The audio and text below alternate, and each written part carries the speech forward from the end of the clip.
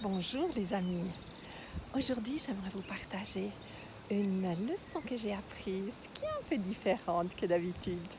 Pour une fois, j'ai pris conscience qu'aujourd'hui, toute cette semaine, on m'a freiné. Comment j'ai découvert ça? Ce matin, je parle à mon physio et puis je lui demande mais que j'aurais voulu faire plus.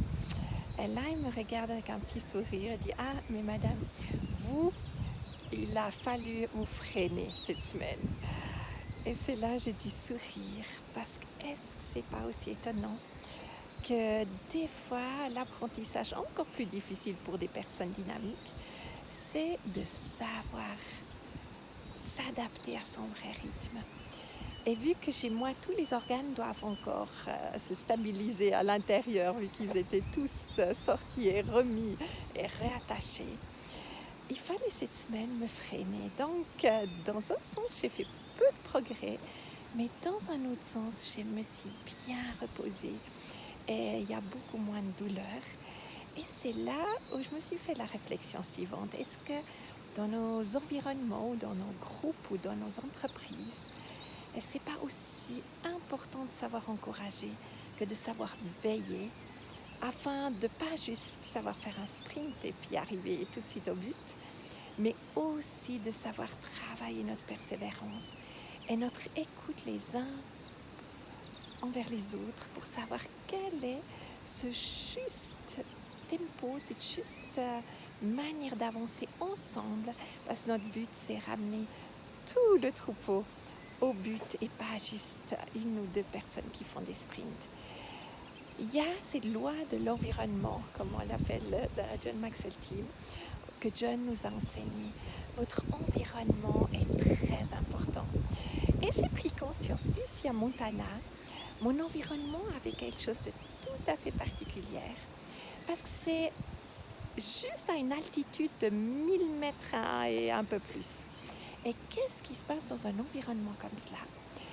Tout notre corps, il produit plus de globules rouges et de globules blancs. Ça veut dire que notre corps, il est entraîné à fabriquer beaucoup plus de substances pour mieux transporter l'oxygène, pour mieux faire travailler notre corps.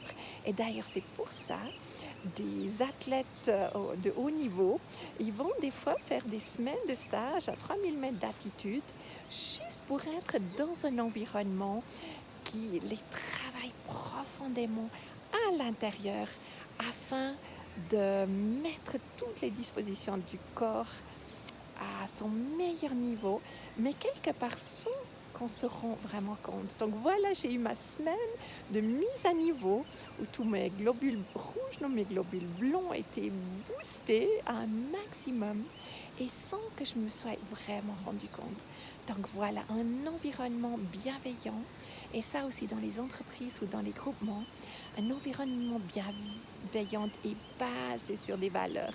C'est un peu nos globules rouges et blancs, les valeurs qui transportent finalement tout le fonctionnement de la société, comme l'intégrité, l'honnêteté, l'écoute, l'attitude. Donc vous voyez, je suis nouveau dans mon terrain par rapport au parcours de valeurs. Quelle importance c'est de pouvoir stabiliser un environnement qui nous fait du bien. Donc, je vous souhaite le meilleur environnement que possible. Et si vraiment vous vous trouvez dans un environnement qui ne vous fait pas du bien, osez réfléchir au changement, réfléchir à la progression. Qu'est-ce que ça serait dans un autre environnement? Et John le dit toujours de cette manière, dans un mauvais environnement, vous devenez pire que vous êtes. Dans un bon environnement, vous devenez même meilleur que vous pensez que vous êtes. Donc voilà le petit mot d'aujourd'hui. À bientôt.